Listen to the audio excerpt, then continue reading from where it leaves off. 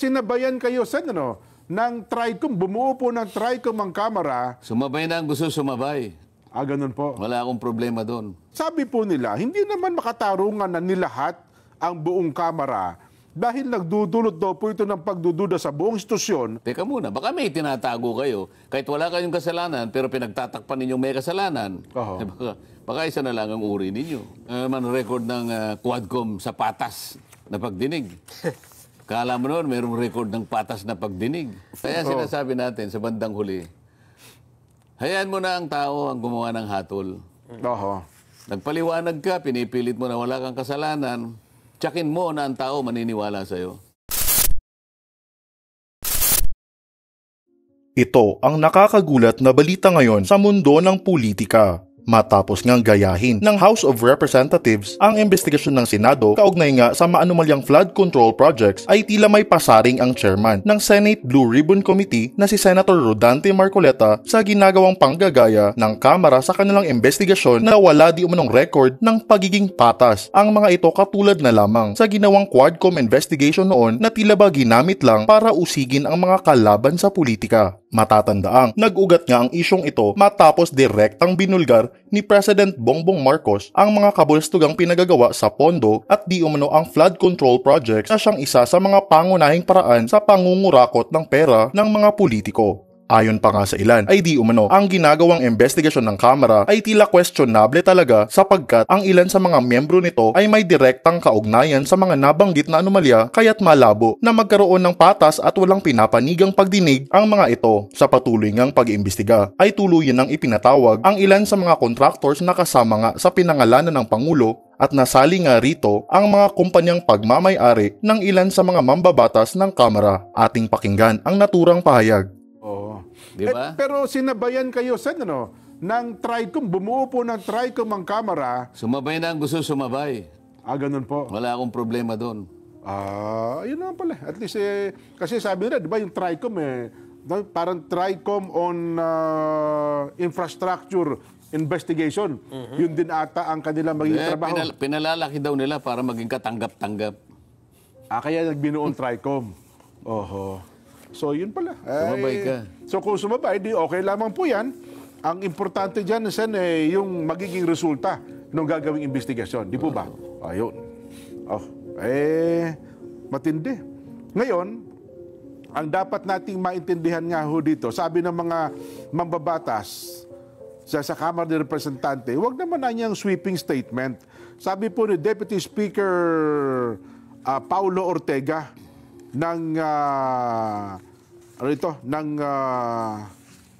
Union. Bakit? Meron bang sweeping statement? Sabi po nila, hindi naman makatarungan na nilahat ang buong Kamara dahil nagdudulot daw po ito ng pagdududa sa buong institusyon at nakakasira sa integridad ng mga miyembro nito kahit wala namang kinalaman doon sa inaakusa. Ginigiit po niya na nagsilbing miyembro ng House Quadcom noon pong 19th Congress ng pagiging patas ay kailangan ng pagiging tiyak at pagtalima sa due process, lalo na po sa paglalatag ng seryosong mga usapin. Man record ng Quadcom sa patas na pagdinig. Kala mo noon, mayroong record ng patas na pagdinig. Fair investigation daw po, due process of law ang gumana. Nako, kaya sinasabi natin sa bandang huli, hayaan mo na ang tao ang gumawa ng hatol. Nagpaliwanag ka, pinipilit mo na wala kang kasalanan, tsakin mo na ang tao maniniwala sa'yo. Ang pinaka-arbiter, katapos-tapusan, yung tao Ayun. Kailangan mapaniwala mo yung tao. Kapag hindi naman niniwala ang tao, lahat ng sasabihin mo, nagsayang ka lang ng laway. Ayun na nga po. Parang, sige, ayoko nang banggitin kasi may privilege speech nun. Para sabi nila, sanay na kami sa privilege speech. 10 taon mahigit na namin narinig yung privilege speech na yan. Tingin ko naman, hindi naman dapat na maging general yung akusasyon. Wala namang ginawang ganun. Sapagkat yung mga yung walang kasalanan, hindi mo naman dapat isali. Totoo po. Kaya nga yung pag-iimbestiga Sino ba yung nasa likod ng mala o numalya? Yun lang nasa likod. Di ba? Kung kayong lahat ay nasa likod, kayong lahat. Pero wala naman natang sinasabi ng lahat ay nasa likod ng mala o numalya. Tama. So sisinuhin mo lang. Qualified naman yun At mukhang Sen, dito mukhang seryoso pero din. kung tumitira na sila, ngayon pa lang, naglulundag na dinidepensahan. Teka muna, baka may tinatago kayo. Kahit wala kayong kasalanan, pero pinagtatakpan ninyong may kasalanan. Baka isa na lang ang uri ninyo. Pero ngayon, Sen, kapansin-pansin, ang Pangulo nagpautos ng investigasyon. Ang DBM, lumabas na rin po, Secretary Amina Pangandaman. Ang COA, ang pamunuan po ng COA, nag-utos na rin. DPWH, meron na rin po. Ano ang DepDep, meron na rin po. Oo. Ano nga ang kanilang gagawin? Bakit ngayon lang? Kasi ngayon lang ho nabunyag itong ganitong kalaking kontrobersya. Nagsimula na nga yung Blue Ribbon. Oho. Bakit kayo nakikipagpaligsahan kung totoong gumagawa kayo ng sarili ninyong pagsisasat? Bakit ngayon lang? Oho. Kasi ang dami nag-imbestiga ngayon. Sana, mukhang lahat kayo gusto Hindi nga, imbestigahan. kaya nga suspect sila eh. Ano ba? Bakit? Ba't ngayon lang? Opo. Nason, ang palagi mo, bakit ngayon lang sila? Parang iniisip kong mabuti. O nga, no? Bakit ngayon lang? Nagsimula na ang Blue Ribbon eh, di ba? Oho. O ba't kayo nakikipagpaligsahan? Para ano? Baka i-dispute yung investigasyon ng Blue Ribbon, hindi kaya? Paano mong i-dispute? Oo nga po. Yun ang mahirap nila. Di ba? Halimbawa yung COA. Oh. Ano naman ang moral ascendancy ng COA na mag-imbestiga? Ano, gagawa ka ng fraud audit? Nag-utos na po sila. Yan nga po ang binilin, Sen. Nag-utos na sila sa kanilang mga... Anong i-audit mo pa eh? Ghost projects na nga eh. Ang hahanapin ko sa inyo, sino-sino ang nasa likod ng mga auditor dyan? Oho. O kaya kayo nag-audit para sabihin niyo wala kayong kasalanan. Hindi. Meron ng ghost projects eh. Paano nangyari? Sino ang nag-issue ng Certificate of Completion? Yan.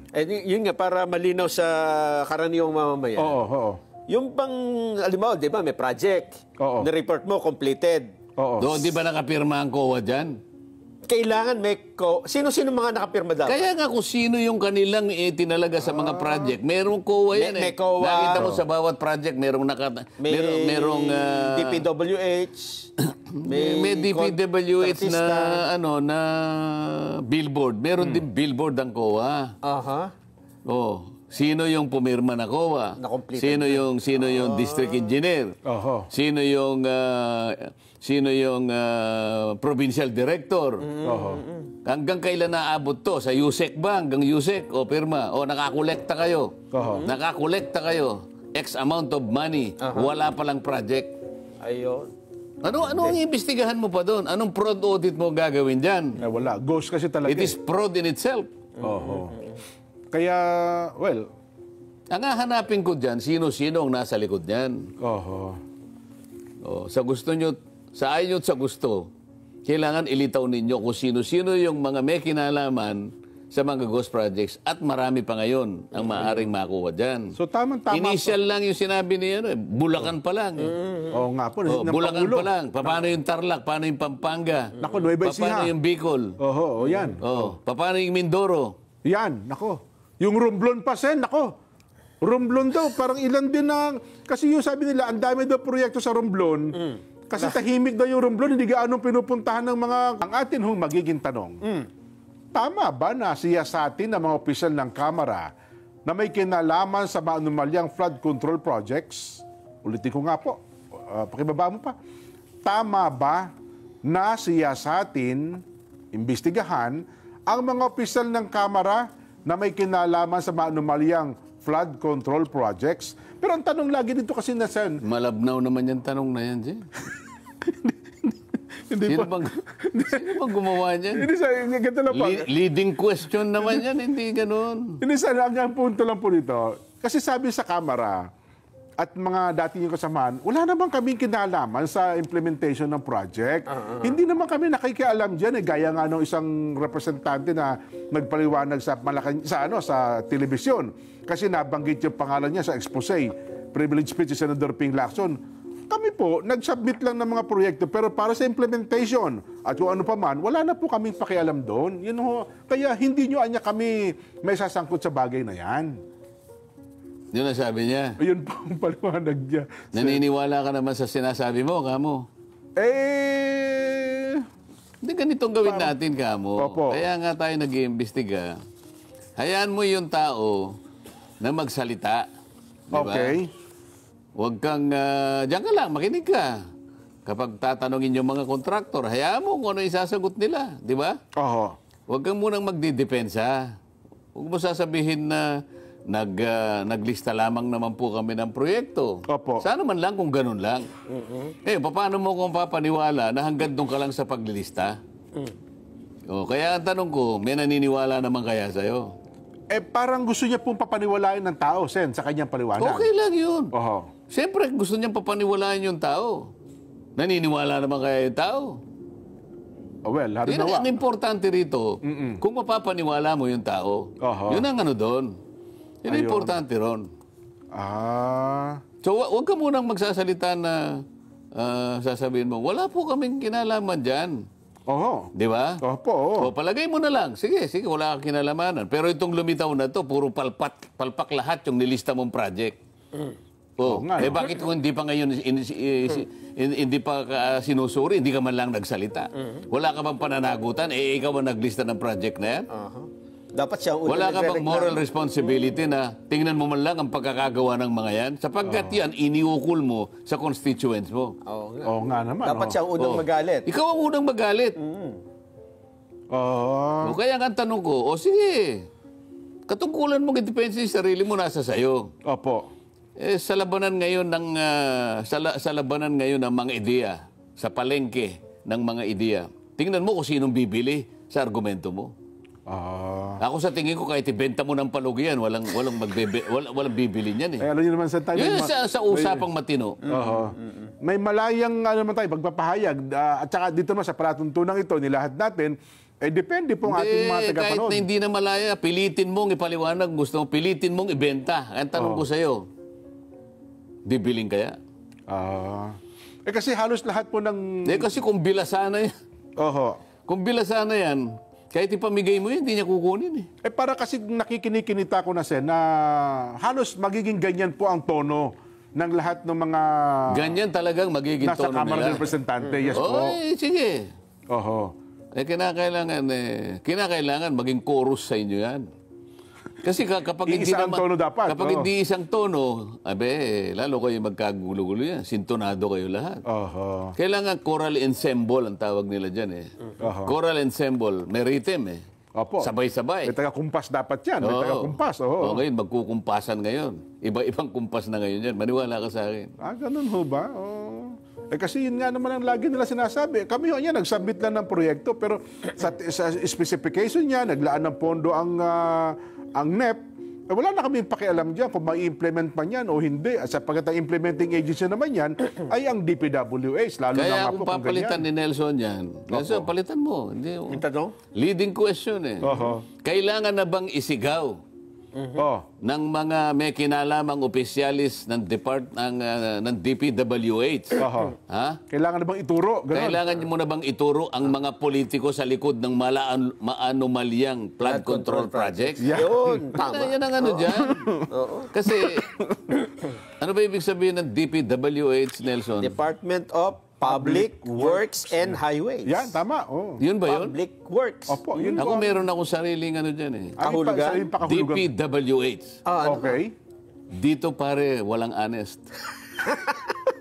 Dito, pare, walang honest. O, di ba DPWH yun? Oo nga, O, no? yan ang sinasabi ko sa'yo. Baka meron na. Ha? Baka magkaroon na. Baka may magturo na, O, Sen. hindi. Tingnan natin. Oo. Oho. Yan man ang inaasahan ko eh. Ano? Ano siya? Saint ano ka? Saint Timothy. Saint Timothy. Opo. Ikaw ba papayag ka? Ikaw lang maipit Ay, dito? hindi. Samantalang nagpahiram ka lang. Nagpahiram lang kami. Kaya nag-umpisa lamang naman po eh. Sa konting ano ko po Maliit na... lang ang kita namin kumita dyan. lang po ako. 5% lang ako dyan eh. Para po lumakad yung aking ano, di ba? Opo, Ako lang nagsimula. Bakit, Kinumbinsi lang kaming ipagamit namin. bakit ngayon gigilitin na yung leg? Yung leg ko palang gigilitin. Hindi pala. Oo. Siya po ang may Ngayon, kasalanan. Bago gilitin ang leg mo, di ka pa pipiyak? Ito po. Yan, ito gusto kong gawin ito mo. po yung pumilit sa akin. O, pumiyak ka, yan ang gusto kong ayan, mangyari. Sabi niya, Huwag mo sasabihin poponduhan walang daw niya. mangyayari, ha? Poponduhan daw po niya. Kahit ano pa sinabi niya, napaniwala ka niya. Basta Yan. magturo ka. Oo. So, ang Vox Populi, Ang matindi naman kasi dyan, Sen, ituloy ko lang, bakit ba naman itong mga kontraktor na ito, nakalista pa lang, alam na kagad eh. mayroon na agad silang lista. Oy, Jen, Nelson, may nakalista ka palang proyekto dito eh, di ba? May Ang mga- bilis nila eh. Magkakasabot nga sila eh. Ganun ho ba? Magkakasabot yan. Yung D, sabi niya. Si Kwan, ito. Tatawagin ka. Pare, meron tayong konting Dito sa Bulacan ito, sa Bulacan. Ayan. Pairam nung mo, as usual. Ayan. Ayun. Dating gawi. Nako po. Di ba? Oho. Alam mo na ngayon yan. Kaya pala ang mga mambabatas ngayon sa Bulacan, tahimik na tahimik siya, no? Isipin mo, yung DE, wala naman siyang gastos eh. Wala. Ang magtatrabaho, mga taong gobyerno. Oho. Kung meron man siyang kukunin lang, siguro mga compliment lang. Opo. Yung mga equipment ng gobyerno. Oho. So kita niya, di ba? Siya yung gagawa ng program, siya yung gagawa ng design. Sang-ayon sa gusto niyang design. Oho. Quality control, hawak niya. Sino nga sa kanya? Wala. Siya kukolekta ngayon. Oho. At pag nakolekta niya, bagman siya eh. Opo. Pupuntahan niya ngayon yung mga kasama niya. Boss, ito yung para sa'yo. Nakasingil na tayo. Boss, ito yung for the boys. Nako. Oho. Masaya kayong lahat, di ba? Oo. Sino ngayon ang Sino yung nanggigipos? Sino ngayon ang nasa kalagayang kaawa-awa? Sino ang aggrieved party? Ang taong bayan. Opo. Ang Na mamamayan. palagi na lang pinupuntahan ng baha. Yan. Oho. Ang iba nangamatay pa kasi na leptospirosis. Yun nga. Hindi ba sabi ng Pangulo? Oho. Mahiya naman kayo eh. Yun. Alam mo kung ako yung Pangulo, Jen? Ano po? Bakit buhay pa kayo? Ewan ko may tatay yung papalakpak sa akin. Ay, nako. Kailangan na bang ituro ang mga politiko sa likod ng maanumalyang flood control projects? Yan. Kung ang sagot niya, opo, ituro na yan. Letter A. Kung ang sagot niya naman po, malabo yan, walang magtuturo dyan. Hindi po, walang magtuturo. Yan. Ang paraan po ng pagsagot sa atin hong Vox Populi, ganito. Sen at Nelson, ang kapansin-pansin daw po ngayon, sabi ng report ng ating mga kababayan, bigla pong nag-24 oras ang mga construction, itong mga pagawaing bayan. Sen, para lang, baka mamaya, dumating daw yung inspection team ng DPWH, yung mga ano pa man, at least, meron daw pong natatrabaho, Sen. Yun po ang balitang nakakarating ngayon sa ating palatuntunan. Nakakatuwa, ano? Opo, dati daw po. Nagkukumahog. Dati daw po, 1, 2, 3 lang ang taon. Ngayon daw po, 50. Sabay-sabay na nagtatrabaho. 24 oras. Siguro nga. Oho. Pero may tatago mo pa kaya yan? Hanggat may tatago siguro. Sen, gumagawa ko ng Meron paraan. siguro, pero yung pwede sigurong kumpunin. Pero yung mga nakuha na ng litrato, Oho. kamukha yung pinakikita nyo kanina. Oho, oho. Ha? Nai-record na. Siguro kahit ano pang gawin mo, hindi mo na may tatago yun. Ganun ho ba? Di ba? Yun doon sa may parte ng Lucena, Quezon, Meron nga nakikiusap eh. Natatawa nga ako eh. Oho. Kung ano-ano yung pinadadaan sa akin eh. Okay. Pwede po bang ihuli nyo na ako kung sakaling ako tatanungin nyo kasi po talagang kukumpunihin ko po eh. Gagawin pa. Ganun. Alam ko yung sinasabi nyo, kaya ako natatawa eh. Oho, sabi ko sa'yo. Kaya po namin kumpunihin talaga. Kaya ang sabi ko sa'yo, 24 oras ang trabaho, Sen eh. Pero, ito yung Nagkukumahog. okay, tatanggapin ko yan. Opo. Kapag ka wala ng baha, kasi kung kinumpuno mo ito, ang dami rin naman ko. Hindi ganun. Nakapagkumpuni ka dito, o paano yung ibang hindi kukumpunihin? Pareho rin. Kaya kung kukumpunihin ninyo, magmilagro kayo. Binibigyan ko kayo ng 1 week para kumpunin lahat. Itinayo sa loob ng 7 araw yung isang dike, no? Di ba? Oo nga. Ay, Oo. Pero paano natin ito babalansahin, Sen? Siyempre, alam niyo po, maraming maapektuhan ngayon. Na mga pagawain, baka iba dyan, huminto, o kaya naman, siyempre, alam niyo po, kailangan ang tao may trabaho, gumastos ang gobyerno, para ang sirkulasyon po ng ating ekonomiya ay tuloy-tuloy din. Bakit? Yung bang pag-imbestiga namin, merong layunin para patigilin ang buhay ng tao? Baka ho kasi huminto yung mga pagawain at mga takot yung mga may-ari ng kumpanya. Hindi kung ihinto siya, di lalo siyang nalagay sa kumunoy. Bahala ka, lalo mong pinatutunayan na may kasalanan ka, di ba? Ang pinag-uusapan natin dito, yung naganap. Opo. Yung ginawa ninyo, kaya titingnan natin. Oho. Yung gumagawa, di ayusin nyo yung gawain nyo kung talagang maayos. May ongoing. Pero tinatanong natin, integrated ba yan? Kung saan na lang ang pinaggagawa mong ganyan eh. Wala rin namang ibubuong ganyan. Halimbawa, nakagawa ka ng ganyan. Napakatibay ng ginawa mo. Opo. Jesus Marios, hindi naman bumabaha sa lugar na yan. Para saan yan? Oo nga, no? Di ba? Parang naggumawa ng tulay na hindi naman, wala naman dapat lagyan ng tulay. Di ba maraming picture na gano'n lumabas na ganyan, Nelson? Oo. Oh. Hindi mo dapat... Kamukha nung nangyari nung panahon ni Noe, di ba? Ayan, opo. Oh. Pinagtatawanan si Noe. Nagtayo ng daw sa bundok eh. Bakit ka magtatayo ng daw? Hindi naman nila alam kung paano mangyayari. Opo. Inutusan siya, dito ka gumawa. Oho. Oo. Sila, wala namang nag-utos sa kanila. Oho. Sila lang naman ay driven nung kanilang kaswitikan na makagawa Gusto ng pera. palitan ng malaki, Kahit opo. saan na lang ilalagay. Oho. Nakalain gumawa ka ng revetment doon sa bundok para sa baha. Wala namang ilog doon. Saka naman kaya nga yung nakita mong initial na findings, Opo. hindi naman flood prone pero doon ka nag-concentrate. Oho. Ang Cebu hindi flood prone. 414 flood control project Cebu. Oh, ay tingnan mo yung Albay. Albay 273. Oh, hindi kasali yan. Oh, tingnan mo yung Leyte. Leyte 262. Hindi rin kasama yan. Oho. Oh, paano mo i-justify? Ba't inuna mo yung hindi flood prone? Yun ang sinasabi ko. Bulacan 668. Hindi, flood prone naman yan. Ayan, talagang, oo. Metro Manila, flood prone. Pero walang nakalagay dyan. Wala rito. Yun ang sinasabi ko. Kaya sinasabi mo, ang tibay ng ginawa niya. Opo. Sinong dadaan dyan?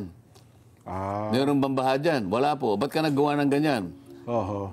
Baka sakali po kanyang magkaroon ng barilan para may pang-cover ang tao. Doon dadapa. Saan ka naman nakakita ang mga ganyan?